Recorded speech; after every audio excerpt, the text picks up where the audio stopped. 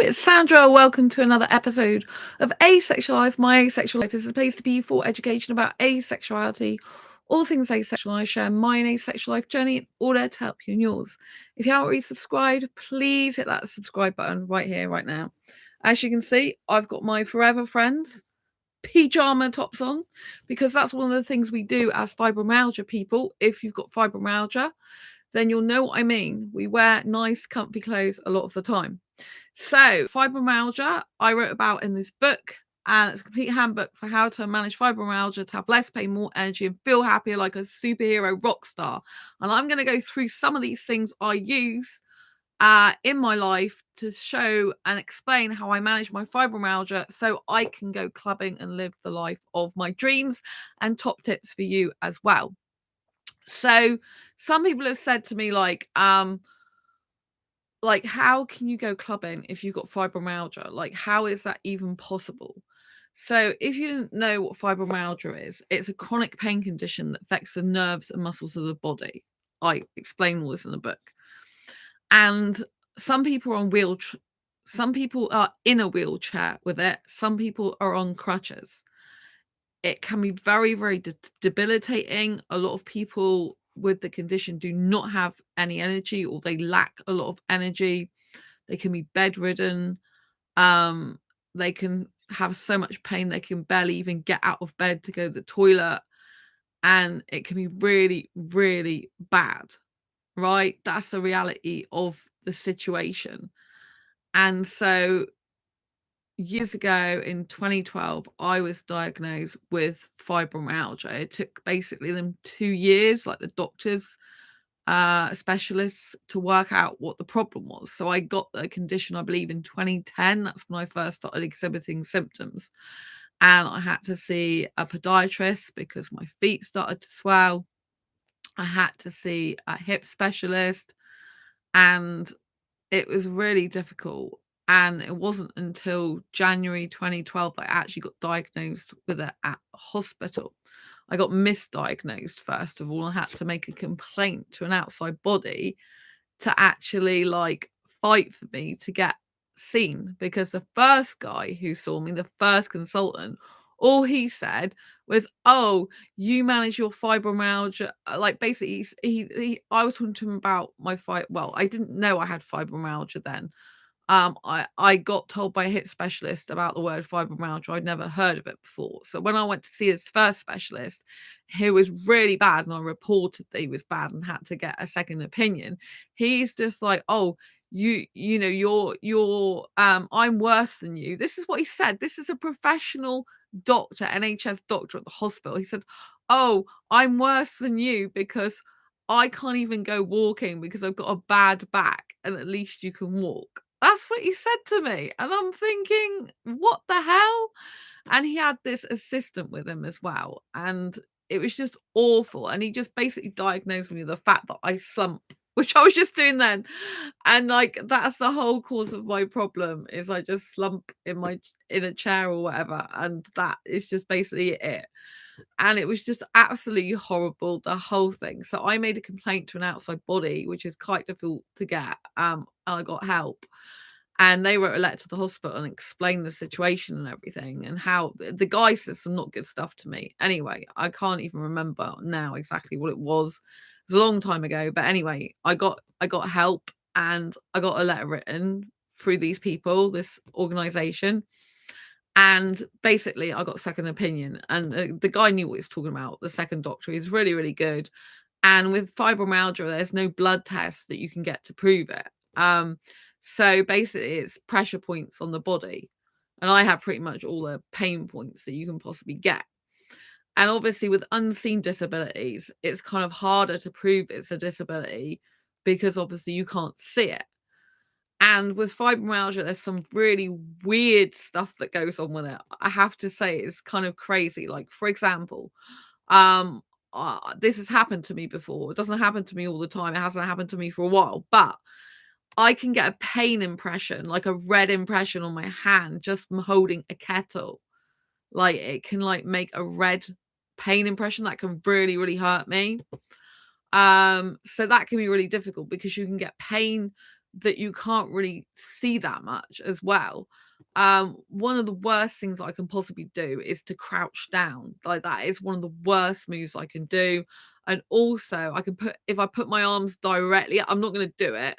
But if I put my arms directly up, that really hurts. So there's certain movements that really hurt, but crouching down, trying to sit on the floor and get up off the floor, anything to do with like really low down is really, really bad for me. So I try and avoid it at all costs. But when I moved to this new home, that's when I did have a lot more pain. I mean, I was in horrendous pain because I was lifting things that I shouldn't have been lifting. I'm not supposed to do heavy lifting because it does really hurt me and cause me damage. My outer muscles are strong. I've got really big muscles for a girl, actually, but my inner muscles are weak. I got told this by a physio. And so therefore, my arms kind of look like they're big, and so they can like do things in terms of capability, but it kind of can destroy them as well. It can cause a lot of problems. So I've currently got pain going down my ribs here. I've had it for like basically since I moved in, which is like fully moved in on the 6th of February, because I was lifting stuff that I shouldn't have been lifting. It's probably just before that, actually. I actually lifted a bedside cabinet, which I shouldn't have lifted because it had stuff in it as well. But basically, it was an awful time moving in here. Like, I wasn't in a good state. I had friends who helped me incredibly, magnificently, and they helped me to put the flat pack furniture together so it was livable in here. And that really, really helped me. So of course it helps having really good, reliable friends who genuinely care and love you as a friend. And so, but I lifted this bedside cabinet, I lifted it up over the bed with books in it and journals, and I shouldn't have done that. And it was because a drawer came out and I was so exhausted and so kind of peed off by that time that I just grabbed hold of it and was like moved it when I shouldn't have done. And I think that's how I damaged my ribs down here. But most of the time at the moment I can do stuff. Sometimes it gets so bad that it's really hard to even go to the toilet.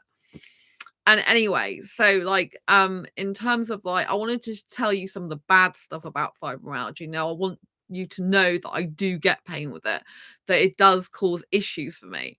Like sometimes like when I'm going around like zoos and stuff, my friends will carry my bags for me because they know that I get pain and stuff like that. Like, it requires me, I have issues with like the toilet as well. I have to go to the toilet a lot more, but that's to do with anxiety as well, not just to do with fibromyalgia.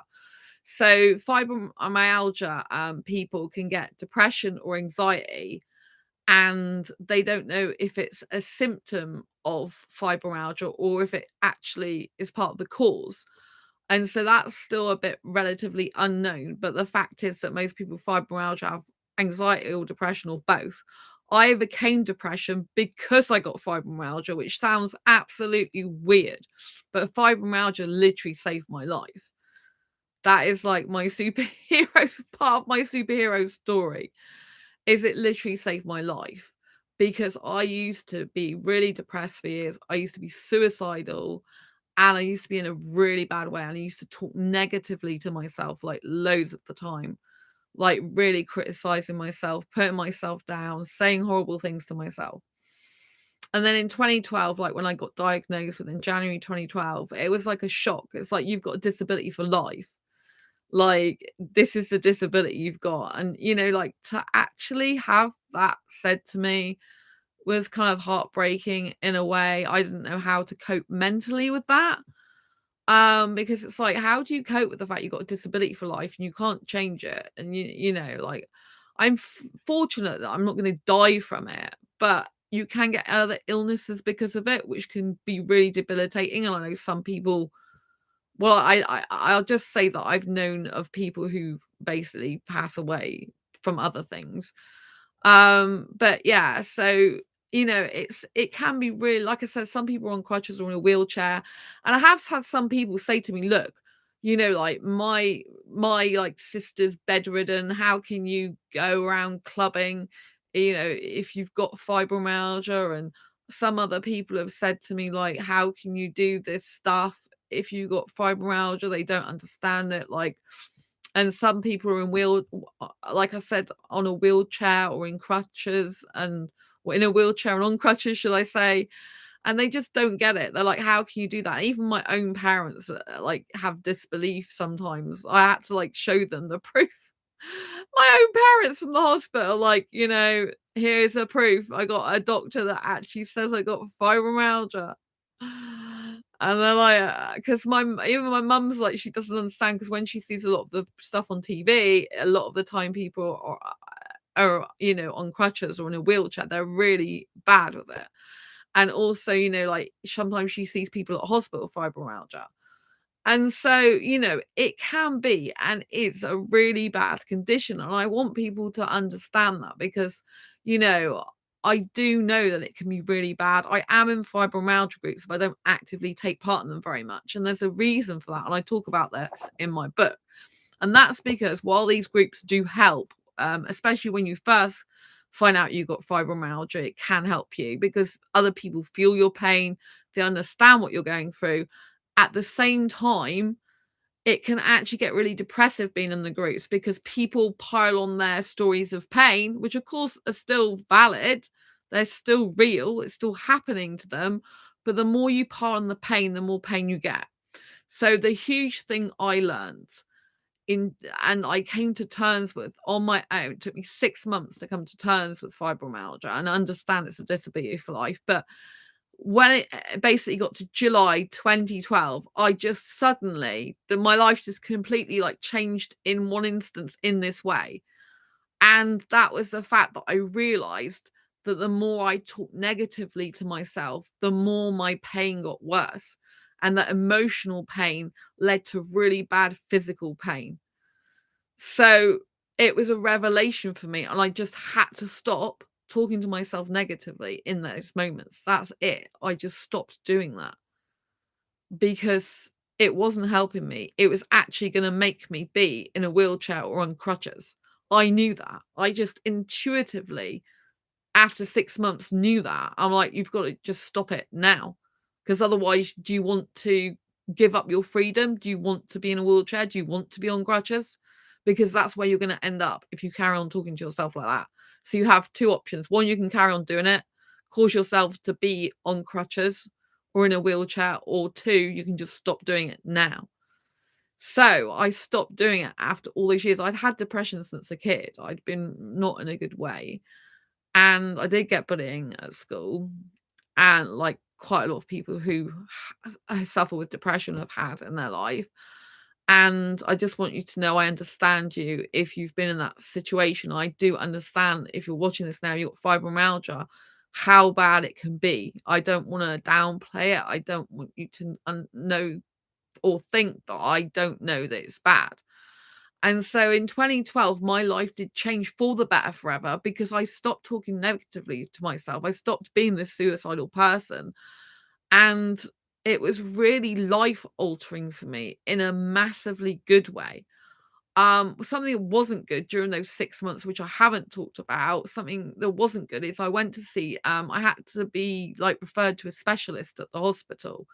And these were supposed to help me with my mental health, come to terms. Well, I thought they were helping me to come to terms with the fact I had a disability for life. And so I thought, great, I'm going to get some help. And there was, like, a man and a woman. It's really weird.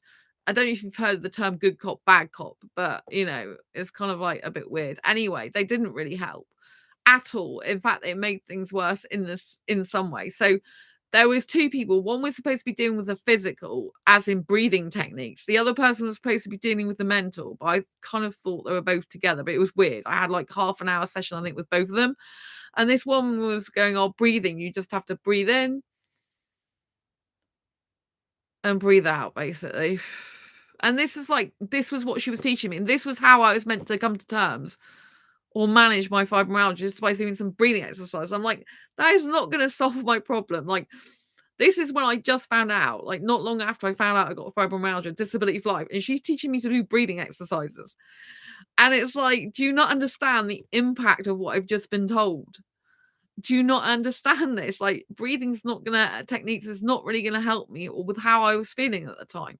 It's not gonna solve my problem. I can't make myself not have a disability, and I was struggling at that point.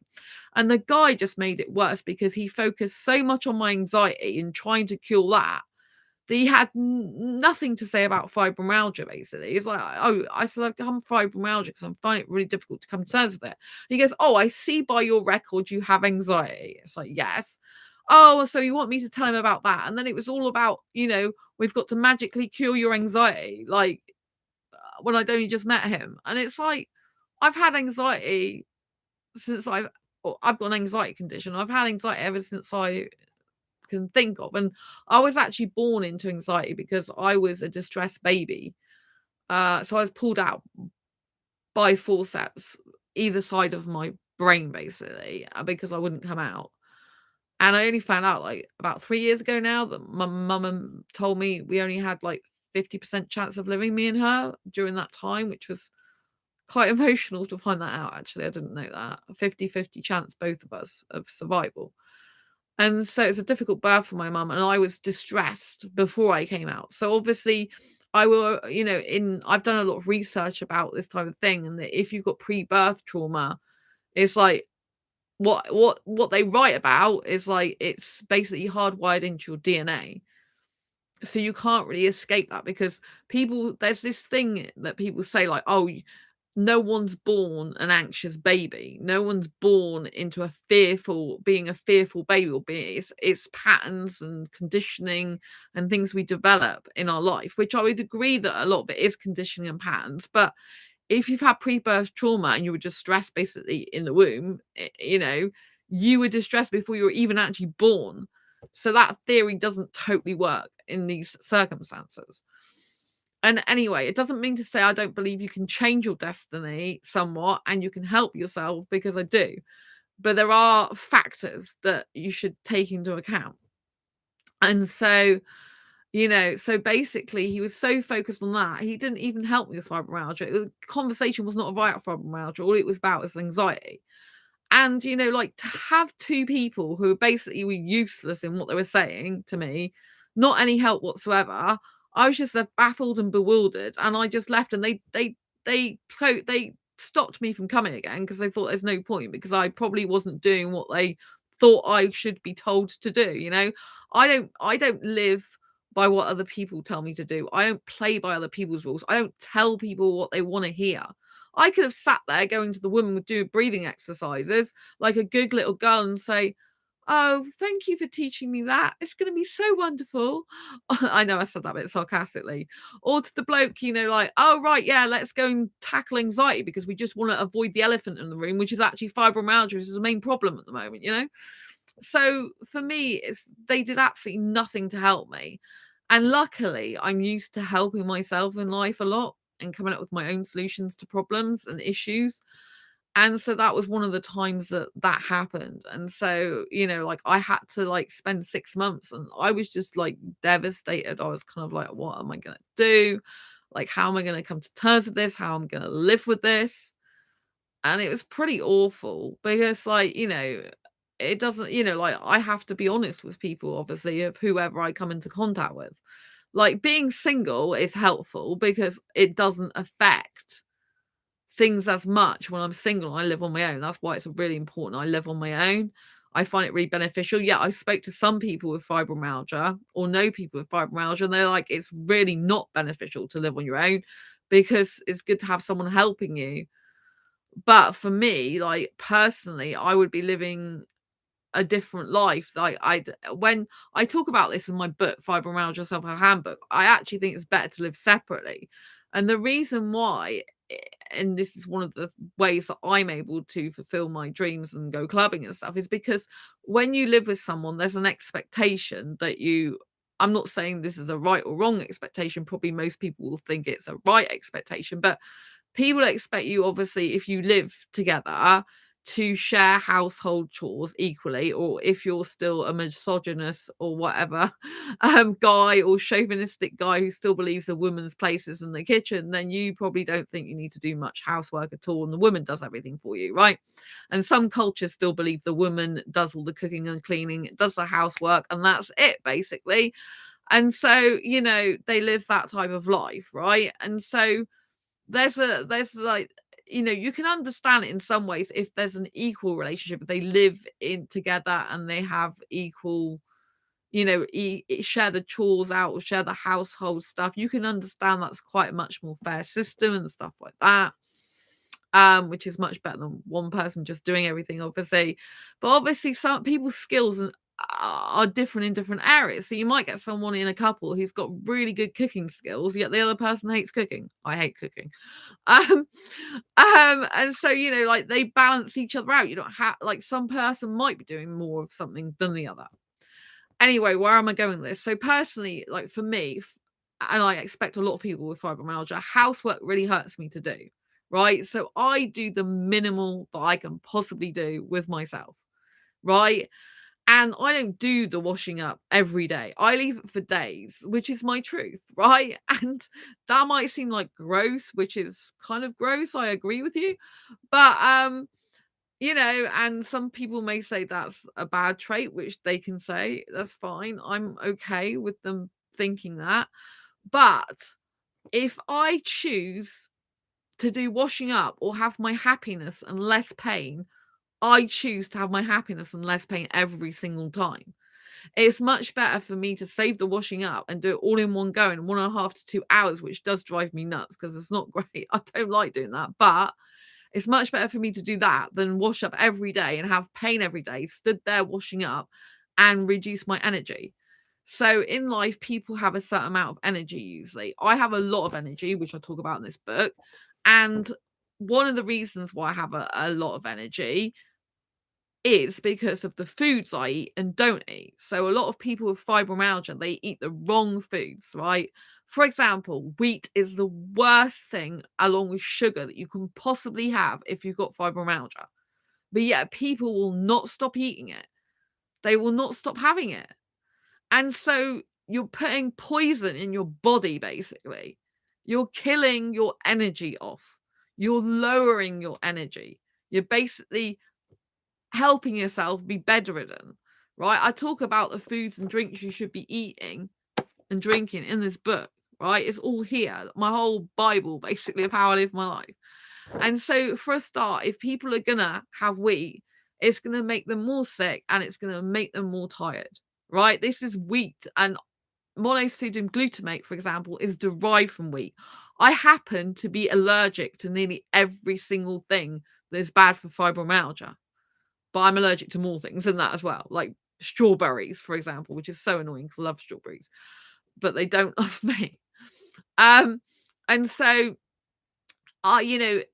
in order to have more energy and less pain and be able to live the life of dreams and go out and do things that other people can't do with the condition of fibromyalgia, you need to do things differently to what the majority of the people are doing, right? And like I said, one of them is not eating wheat and not eating sugar.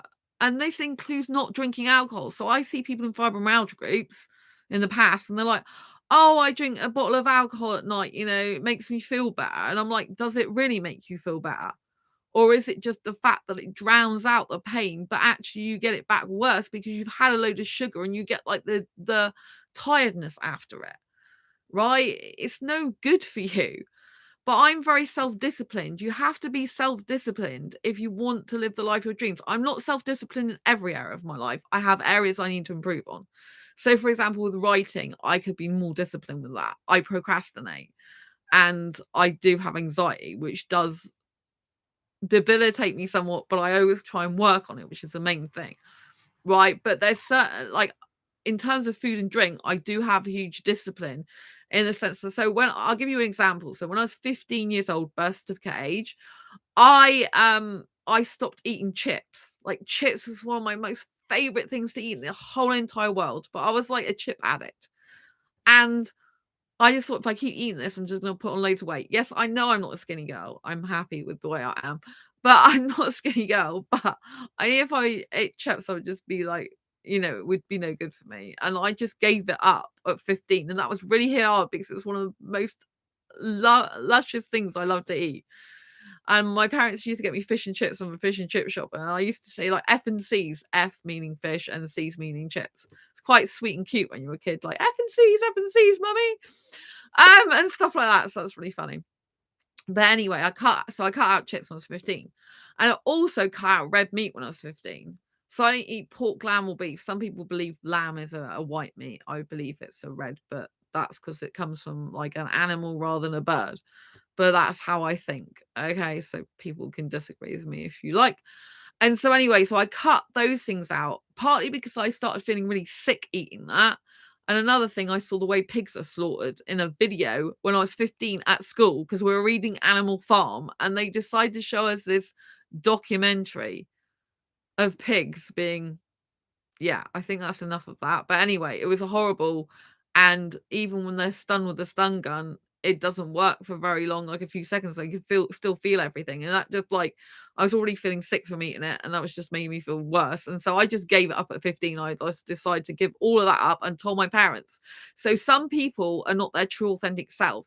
They're pretending to be someone they're not. They're not telling their family who they truly are. They're not telling them that they don't like certain things in their life because they're worried about their family shaming them or going away from them or not being loved. If you can't be loved for who you are, then people don't really love you. If people don't care for who you really are, then they don't care for who you really are. You need to find people that do, right? And you cannot go through life. The more you go through life not being who you truly are, the more pain you'll have in your life, because you will have all these emotions bottled up, and you'll have your true identity bottled up inside you, and you won't be able to let it out in good ways. It'll either be repressed emotions, which leads to depression and anxiety, or it will be like splurted out and blurted out and in resentment and outbursts and anger. So, you should always try to be your true thing yourself. So I told my parents, like, I stopped eating meat, and it was annoying for them because they had to buy different foods for me from then on. But I won't eat stuff that I don't want to eat, because if I believe something is not good for me, then I'm not going to put it in my body. And if I don't do something anymore, I'm going to tell someone I'm not doing this anymore, because that's the way I am. I always believe being your true authentic self. And so that's a big part of fibromyalgia. You need to be who you truly are. And it's only when that year that I got diagnosed with fibro that I became even more of my true authentic self. And so when I was talking to you and I was saying about the fact that I was talking about washing up and stuff like that, right? And cooking and cleaning, right? So in so going back to the discipline thing first, so I gave up when I was 15, I gave up chips, I gave up red meat, pork, lamb, and beef. And when I was 19 in birth certificate age, I gave up alcohol. 19, right? So I only had alcohol between the ages of 15, which isn't really a legal age, and I think it's 16 in the UK. I don't know if it's still that way, but yeah. So it's 15 and to 19. And I've never been drunk in my life. And I could see how people can get addicted to alcohol, because I drink, I've always got bottles of water and I drink a lot. And apparently when I was born, I drank a whole bottle of water. When I was born, first born, right? That's not normal. Anyway, we know I'm not normal in a good way, right? It's good to be different. And so anyway, so I gave up alcohol when I was 19, because I when I drink fast, and I just thought, oh my God, I'm drinking alcohol fast, and I can see how it's gonna like affect me if I carry on doing it like this. And also I don't like toxins in my body. I've got this thing about toxins. And like alcohol is like a poison, really, because it's an addictive substance. People use it to block out pain, but people also use it to be themselves when they're not can't actually be themselves. And so yeah, so I don't need to have alcohol to allow me to do things. So when I'm talking to you about what I do to live my dreams, and even with fibromyalgia and anxiety, I don't drink any alcohol to do it, right? If people have to have alcohol to do something, right, that's up to them if they want to do that, right? It's their life, their choice. But they are doing it to try and allow them or help them to do something they wouldn't usually do, because they get self-conscious and they worry about what people think all the time, right? And that's not fully helping the person develop their resistance.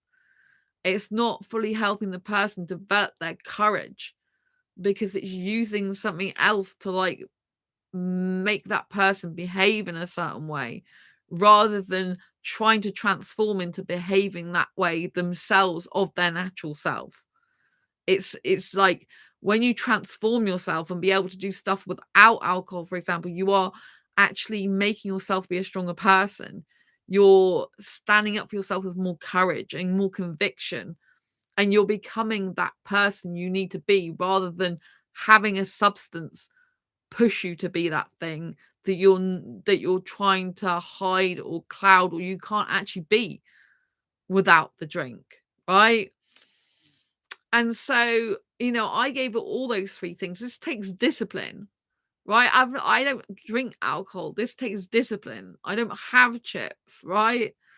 And I've got this thing, like I said, with toxins in my body. I mean, alcohol is toxins and stuff, right? And like I said, if you've got fibromyalgia, you just don't need that. And because it's got full of sugar in it. And it's also fermented, which can be bad for fibromyalgia, fermented things, right? And so anyway, this is really important point. So I gave all that up. So obviously that takes self-discipline. So when you come to find out what problems you have with food to do with fibromyalgia and you need to cut it out, you need to be very disciplined with what you eat and what you drink and what you consume. And when I say consume, it's not just about what you put into your mouth in terms of food, it's about what you consume on the TV, in magazines, on radio, basically what you see, read, hear, smell, all these type of things. I say smell, not really so much, but basically smell doesn't really affect it, I don't think, although some people I think can be sensitive for fibro with smells. But basically it's what you see, what you feel, because whatever you see conjures up feelings within you, right? Whatever you listen to conjures up feelings within you. Whatever you consume, read read or listen to or watch consumes you. So whatever you consume consumes you, right? And so if you're watching negative stuff, if you're listening to negative stuff, if you're reading negative stuff or smelling negative smells, then it's going to impact you. And so with fibromyalgia, like whatever is going on in your life, whatever you're absorbing is absorbing into your body, is causing you pain or not, as the case might be. And so basically you've got to watch everything you say. It's like you got to watch your thoughts, your feelings, your emotions. And going back to what I was saying about housework, like for me, living on my own is much more beneficial because, like I said, I don't want to be stood there at the washing up every night, being in pain and not living my life. So I purposely save the washing up, and I save on washing up because I buy paper plates, which cut down on washing up. I don't use like dinner plates anymore. I do have like little plates for certain things like fruits and stuff, but it cuts down washing up by having paper plates and by using tin foil trays. I just put everything in a tin foil tray. I don't use pans usually, right? Then I can just tuck them away. So this saves on washing up. So this cuts down the pain because when I'm stood at a washing up bowl, it hurts my legs and body. So by cutting down things that I would be expected to do in a relationship if I was living with someone, then by living on my own, I cut down the amount of housework I have to do. And so therefore I have more free time, which isn't really free time. I have more time to be productive doing other things. So that's writing. Like writing is so good for my soul. So if I don't write, I get like more down. I'm not as calm. I have much more anxiety. So if I spend like time washing up, that time drains my energy. So it means I'm less able to do other things that I enjoy. With fibromyalgia, whatever you tell yourself, whatever negative stuff you consume and whatever stuff you tell yourself, that increases your pain. And whatever you do that doesn't make you feel good, that zaps your energy, that causes you more pain. And so it causes you more lethargy. So what you have to do, what I do, is I make sure that I do less of the stuff that I know is going to cause me pain and more of the stuff I enjoy. So the more stuff that I do that I enjoy, the more it injects feel-good chemicals into my body, the more I can live my life of my dreams, right? So there's going to be times when you're going to have to do stuff that you're just gonna not good be good for you. So when I moved, it wasn't good because I was moving stuff that I shouldn't have been moving, even though I had friends to help me a lot, right? So basically, I do the minimal amount of housework I can do normally. I don't crouch down on the right down to the floor very often. Um, I have certain movements that I avoid. So instead of like going up like that, I like move my arms this way instead. And it's just things like that that I do and avoid doing and do less of that help me to live a more active, happy, energetic life. When you live with someone, if you're expected to cook and clean for them, or you do cook and clean for them, that zaps your energy. You've got less time for yourself, less time to enjoy your life, because let's face it, unless you do enjoy that type of thing, then it's going to bog you down and make you feel like, like you're going to spend your energy and time doing that. And that's going to zap you of your energy to be able to do anything else and live the life of your dreams. So I actually encourage people to live separately if they can. I'm lucky that one of my friends who I'm seeing soon, actually today, does do some housework for me. They do some cleaning sometimes for me. They do some shopping sometimes for me. Um, and they help me with some household stuff that really, really helps me. So if you've got friends that are able-bodied and that can do housework for you and they don't mind and they enjoy it, then like that's fine. Otherwise, you could actually pay someone to help you if you've got the money and things like that. So I basically cut down things in my life that I don't like doing or do less of them so I can fit more enjoyable things in my life. And in 2012, I went to my first ever business seminar, saw a guy on stage called Tony Robbins. You can look him up. He's one of the world's leading coaches, life coaches and business coaches. And he got us to change our state through movement and music. So basically, when you change your state of being, you can change how you feel, which in turn with fibromyalgia can reduce your pain. So the object you need to have in your life is to make yourself as happy as possible, like enjoy life as much as possible. You have to be doing all the things that make you feel good, right? A lot of the time when you live with someone, you might be doing things that don't make you feel good. If you've got fibromyalgia, like I said, the housework, you don't need that hassle, right? So try and find someone who, for a life partner who understands your disability and that can help you with it, or maybe do more housework, which might seem a bit unfair, but at the end of the day, you've got a disability, right? You do have to think of yourself. Like I think of, like I live like a teenager now on purpose, right? And this is really important, right? You might think, oh, what's that got to do with me? Because you shouldn't live the life that your birth certificate age is, your piece of paper. You should live the life that you choose to live. I see so many people go, oh, I'm this age now, I'm so old now, I can't do this, that, and the other. It's like, no, that's you telling yourself you can't, because society has conditioned you to believe that. Age is the state of mind, and it's how you live your life. You don't have to dress a certain way because you're this certain age. You don't have to live a certain life because you're a certain age. This is just bullshit. Excuse my language. It's absolute bull, right? And so you can live however you want to live. And so when it was 2012, I saw this live coach and he was talking about changing our state through movement and music. It's so true. And when you put yourself in an elevated state by consuming good things, such as inspirational music, uplifting music, upbeat music, this actually puts your body in a much more better state to feel good. It puts you in a more receiving mode. It puts you in a more abundance mode. It puts you in a more happy state.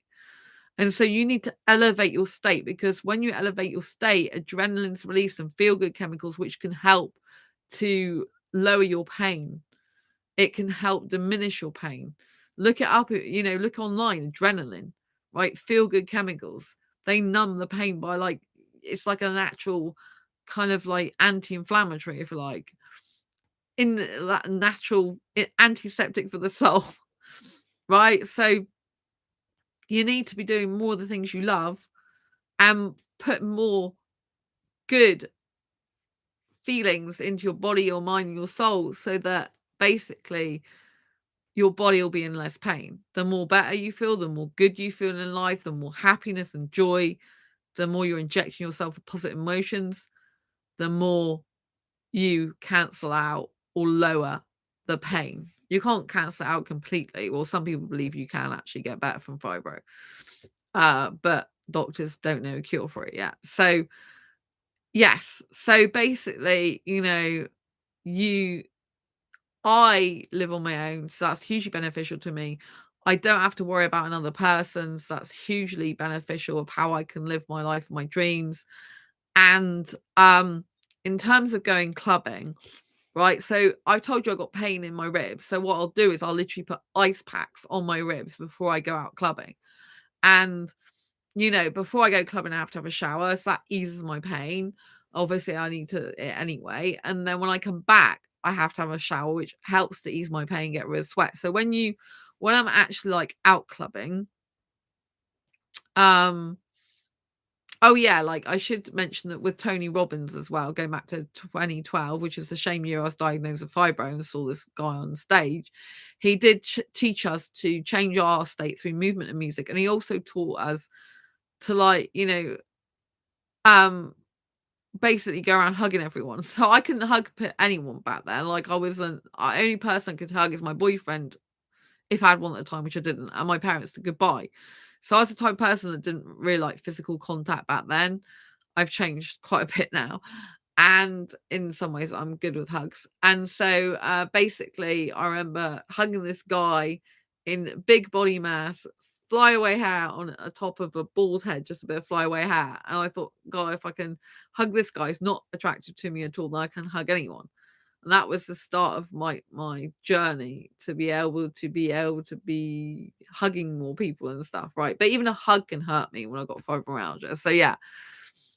So anyway, that was part of my journey. And also at that seminar, was start of my self-love journey when I realized that I have lots of skills to offer the world. And so when you plow confidence in yourself, when you put self-esteem, when you raise your confidence, when you raise your self-esteem with fibromyalgia, when you start thinking positively and start treating yourself well and talking to yourself nicely, all this feel-good stuff just counteracts a lot of the negative stuff.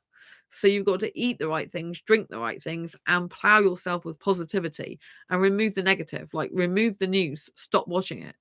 Yes, you heard me. Stop watching it. Murder, death, rape, violence. You need to stop watching this stuff. It literally is killing your cells. It's literally helping you to be in an early grave, if you like. You need to stop doing it, right? Because you're making yourself ill. The more negative stuff you put into your body, the more you're going to get pain out of it. So this is why it's so important that if you are in a relationship, for example, in an unhealthy relationship, and you're in a lot of emotional pain with it, it will ultimately cause you much more physical pain. So it's much better to be single and either wait for the right person to come along or just stay single than be with the wrong person. Because anything that makes you unhappy or sad or miserable or affects you emotionally will make your pain worse. So you don't want that. So I purposely will try to keep good people in my life and limit my time with negative people or cut them out completely. If they're not making me feel good, I will limit it or cut it out because it's not worth my pain. Right. And that's what you've got to think about yourself. So, and when I saw this Tony Robbins coach, in person, I was just like, oh my God, he really was life changing because he reminded me of who I'm meant to be. And that's this young teenager self. And that's when it hit me that I'm not going to do housework for a guy anymore. I'm not going to be cooking. I'm not going to be cleaning or doing anything like that for a guy.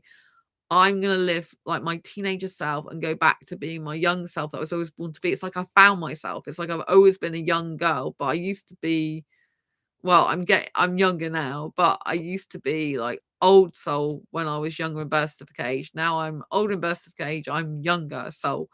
And so, like, really role reversal there. But I remembered who I was. It's like, you're this young teenager girl. You should go and be that person. You should stop worrying about what people think. Stop worrying about society going, oh, you should be cooking and cleaning for a guy, or you should be doing this amount of housework. You're at home. No, I'm not going to do stuff that makes me unhappy, that makes me feel miserable, that puts more pain in my life. I'd rather be building a website. I'd rather be blogging or vlogging on here than washing up. That's not interesting to me. It's not fulfilling my life. Right. So, I manage it by basically like not doing things that make me hurt more. And so when I go out clubbing, like, I have anxiety and fibromyalgia. So when I go out clubbing, I don't have social anxiety anymore overall. but I still get anxious going out clubbing, which you probably would be hugely surprised about. So what I do is I coach myself. And so this is a really good thing to try if you've got anxiety. But I have to say with anxiety, you have to do things in spite of your anxiety and push through your fears. So courage is not the absence of fear. Courage is doing things in spite of fear and pushing through the fears. In order to actually do anything in your life with anxiety, you have to push through your fears, because if you don't, you just won't get anywhere in your life. And it's really hard. So I have to coach myself. So I go, oh, I'm so scared.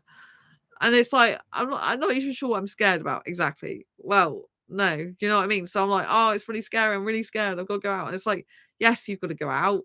And so I like, come on, you need to hurry up. I talk this way to myself. It's like, but I'm scared. It's like, well, you need to hurry up. You've got to go now. But I'm scared, but you've got to go now. Come on, let's go. Come on, get ready. Put your skirt on. Put your deodorant on. Put your makeup on. Come on. And I'm talking to myself like that. So it's important to be a really good coach to yourself. And it's important that you know that you can get through anything. So when I get to the club, I'm usually fine. But I get really like anxious before it. And anxiety increases my need to go to the toilet.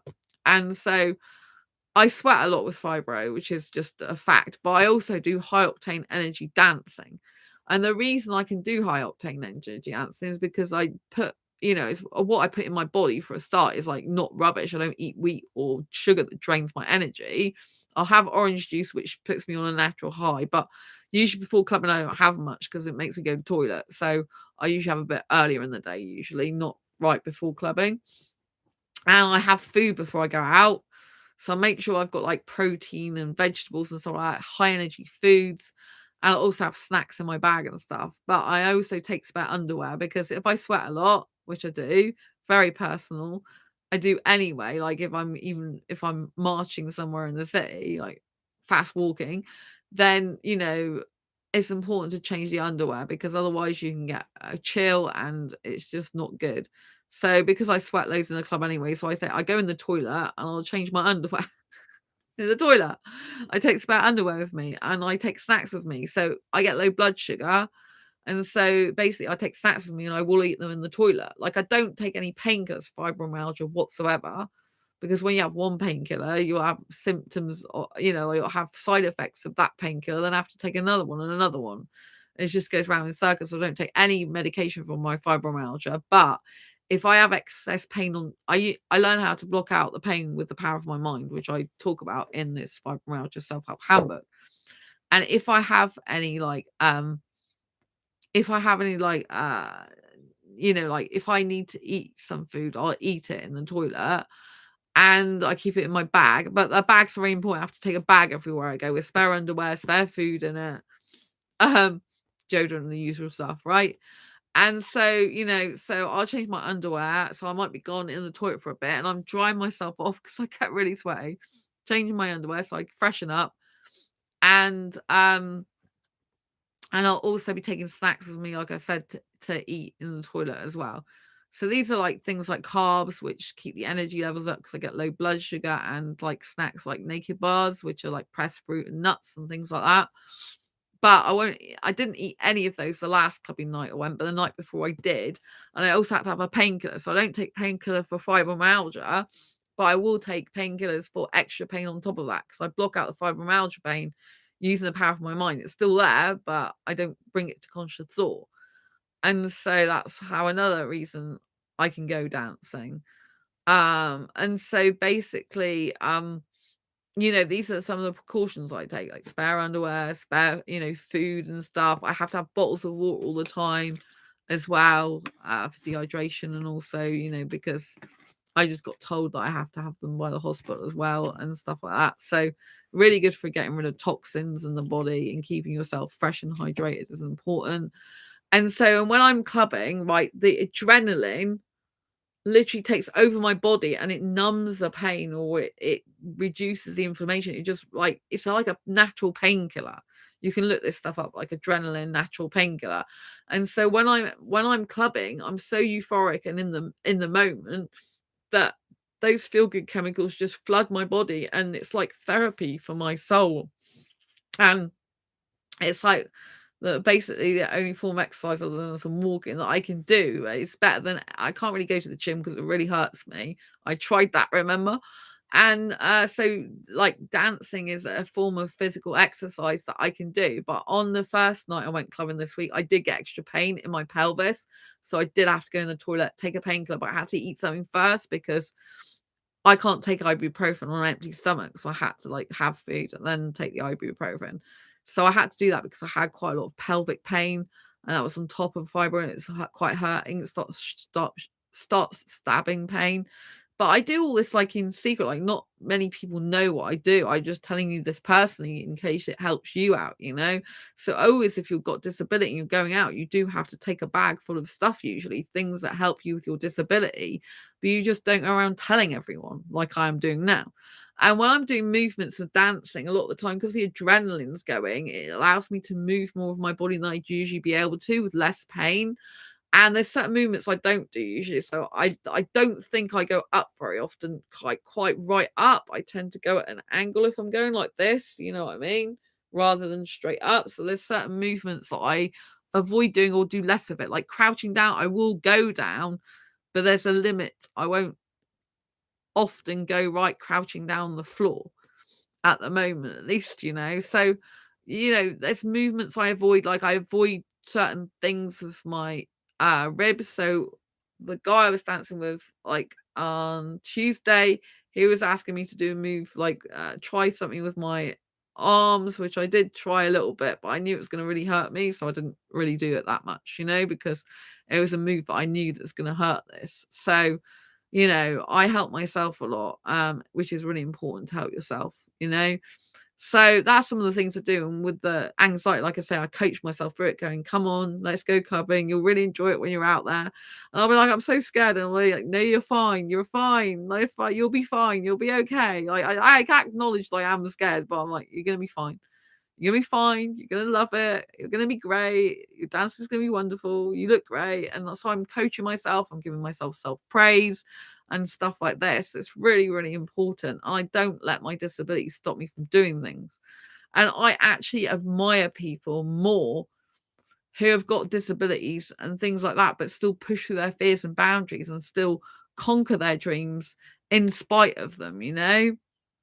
And so, and I don't sit at home watch TV at all. I've got disabilities, but I'm not sat watching TV. I don't watch TV. Like I do watch the movies sometimes, but I don't on like currently my friends lent me their Netflix. But so I do watch the movies sometimes like that or go to the cinema, as you know from me doing reviews on this channel. And that's helpful a lot of the time when they're positive movies. And so I've noticed when they're negative movies or really emotionally upsetting, I get a lot more pain. So again, I'll try and watch movies that actually are what I'm about and what I want to promote. And that is living the life of your dreams in spite of hardships, in spite of struggles. So you know, I don't let my disabilities like rule my life, and I don't allow them to take over my whole life. But when I was moving, it was really hard. Like my disabilities were much more visible then because I got pain was crashing on the floor. It's really hard for me to get off the floor without being in agony. I was pushing myself to the limit. My legs were killing me. I wasn't in a good way. And so, yeah, you can see it. I could see it a lot more then. You probably, I don't know if you could see it on the videos, but I was a lot more tired and stressed a lot then. So basically, it means that in order to like manage anxiety and fibromyalgia, I literally have to like watch what I eat, watch what I drink, watch what you consume, like on television, watch what you're listening to, watch what you're reading. So what we consume, I will say again, what we consume, this means reading, listening, eating, consumes us. So if there's stuff you're putting into your body, your mind, your ears that isn't good for you and that's negative, it's automatically going to make you have more pain. In this fibromyalgia self-help handbook, I actually explain how to reduce your pain in 25 aspects of your life, which you can apply the majority of to even if you don't have fibromyalgia. I highly recommend you get this book. Go and get it now on Amazon, because even if you don't have fibromyalgia, it literally is a Bible for how to live your best life, to reduce pain in your life and have more energy and be happier. right? It covers specifically anxiety and depression in it as well. So go and grab a copy of this because it's invaluable and it does give you all my superhero way of living my life, because I do live like a superhero rock star. So yeah, so with clubbing, the adrenaline takes over, the feel good chemicals happen. I can get pain like later on as well, like up to 72 hours later, it can really start coming on badly. Then I can feel really bad pain in my legs and stuff. So I will take some time to rest at home. Like there'll be like ice packs on me sometimes at home. And because I don't, if I don't go out that much in between, then I can rest my legs. I don't stand up very much. So I'm resting my legs a lot of the time, resting my body. But I have things that I keep my hobbies and interests, and also the stuff I do on this channel. It's just like keeps me motivated and it distracts my mind from my pain. So I think it's very important that if you do have a pain condition, that you push through your fears and boundaries and do things in spite of it. I will be determined to not let it get the better of me, to not be on crutches or in a wheelchair with my fibro, and literally keep going for my dreams. Because there are people that are more able-bodied than me, right? That don't even do a fraction of the stuff that I do. People don't see everything I do behind the scenes. I could be doing more. I do procrastinate. I have to admit that I could be doing a lot more. I get frustrated with myself sometimes, um, I compare myself now to what I was years ago. Years ago, before I had fibromyalgia, I used to watch TV. I used to watch the soaps. I used to be like a soap addict. Soap addicts and soap addiction is the drama that gets you hooked. This is really bad for you, right? Because like what I say, you consumes you. And so when you get hooked and addicted on things, it's not healthy like that. If you're going to get hooked and addicted on anything, it should be feel good chemicals. It's like get hooked on good things, not negative. Because if you watch the soaps, there'll be like someone dying, someone getting injured, someone having an affair. It's all negative stuff, right? You want to be instilling positive into yourself all the time. So before I go clubbing, I'm positive self-talking. I'm picking an outfit that I think looks really nice on me. I'm not focusing on my pain at all. I'm just focusing on having a great time. And I've got this determined to succeed attitude that no matter what, I will go clubbing because I've promised myself. And if I make a promise to myself, I need to keep it, right? So unless obviously I do have, like if I had like an illness or something, then obviously I wouldn't be able to go because I don't want to spread stuff around. But I know some people go out even if they're still ill, but obviously, like with COVID and stuff, you can't. I didn't go out when I had that. Obviously, I was in to protect myself from, well, to protect others really, and obviously, to help the population out from not doing that. And also, I was really sick, so but it felt like flu, not really COVID. Whatever COVID's meant to feel like, it didn't feel like that. It just felt like a really bad flu, but really, really tiring. I'm not vaccinated, just so you know. Got too many allergies for that, and I believe it's better for my immune system personally to not be vaccinated. Even though fibromyalgia is an autoimmune condition, I just feel personally that would make things worse. So yeah, so I basically use the power of my mind to block out the pain, watch what I eat and drink, watch what I consume in terms of reading stuff, listening to stuff, and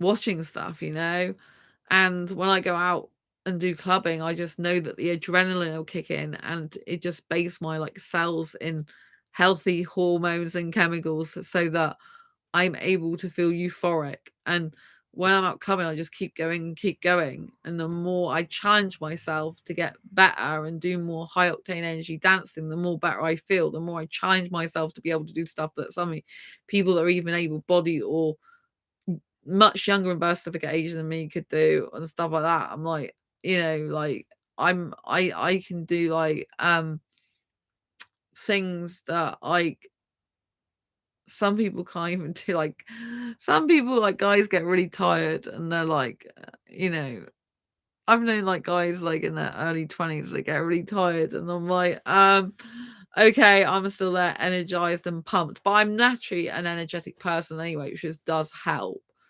But I have to do things to maintain and sustain that energy, And I believe, like I said, age is a state of mind. It's got sweet FA to do with a birth certificate. So I don't live my life by other people's rules, which is very important when you got fibromyalgia. Don't live by someone else's rules because it'll just make you miserable. Live by your own rules, live your own life, do your own thing in your own way, and get a support system around you as much as possible. People who believe in you, your friends who care about you, you know, friends and family we choose for ourselves. So choose your friends wisely, choose your social circle wisely, get people in life that really genuinely care about you and that will help you whenever they can, if they can, and help yourself as much as possible.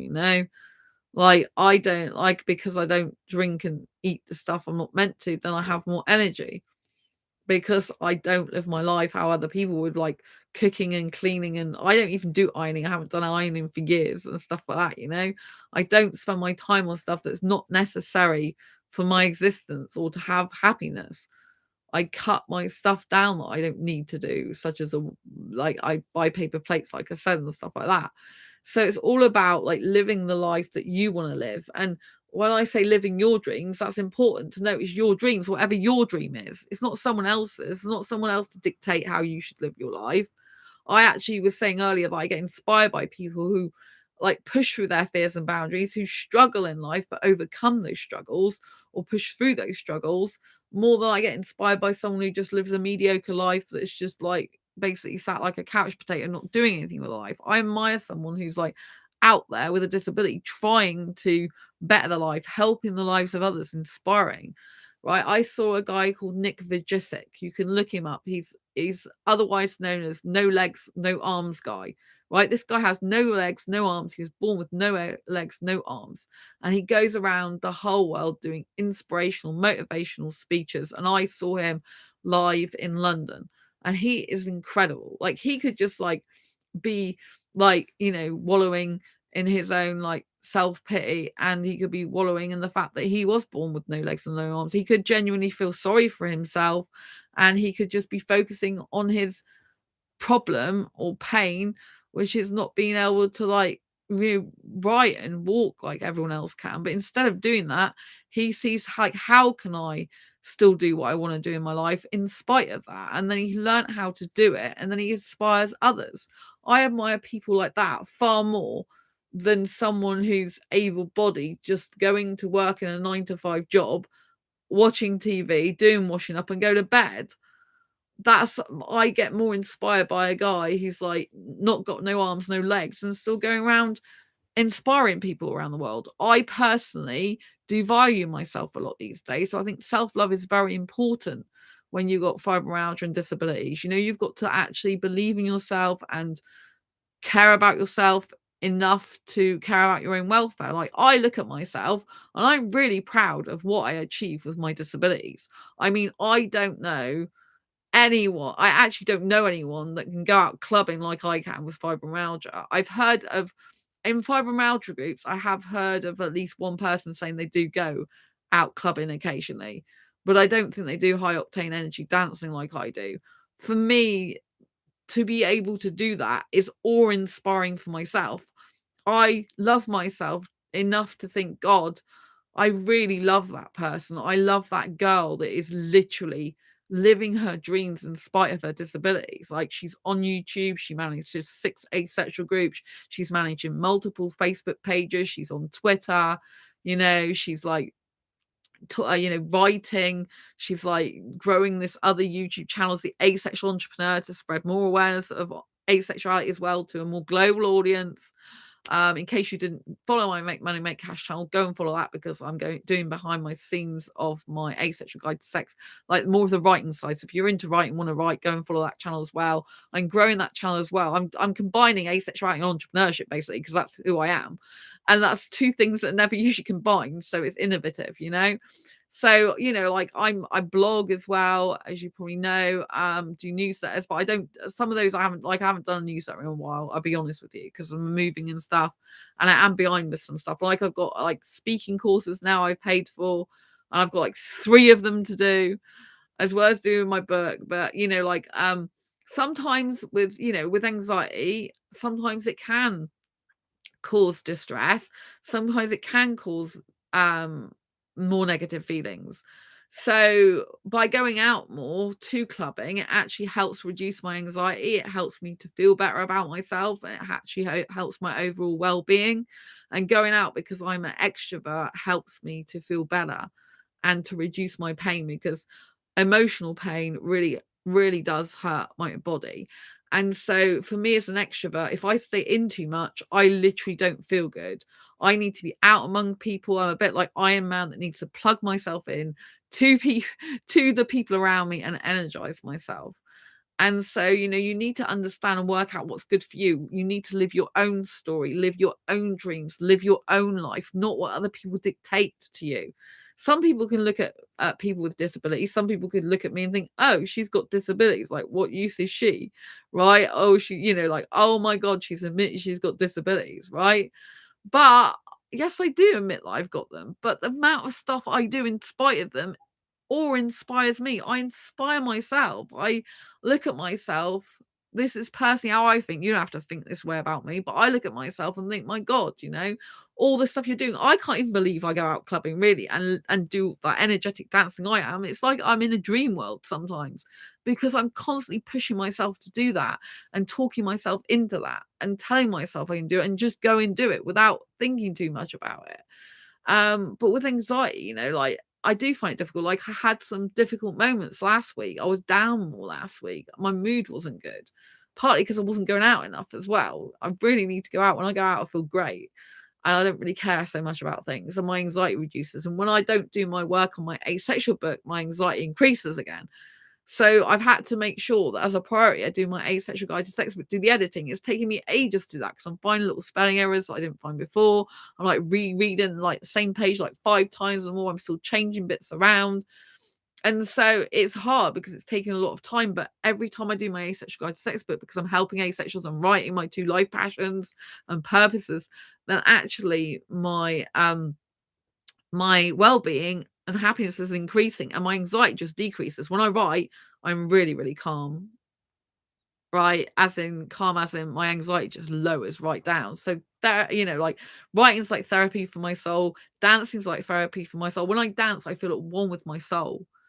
I'm young, vibrant, energetic. When I live my young, vibrant, energetic life, the life that I believe I was born to be, not what society takes I should live like, then I'm more at one with my soul and the emotions can flood out in a positive way. So I would encourage you to live at one with your true soul, your true identity, your true authentic self. Sit in reflection and ask yourself, like, what do you really want to do in life? What makes you feel good? Not what society thinks you should be doing, but what do you think is good for you? What is good?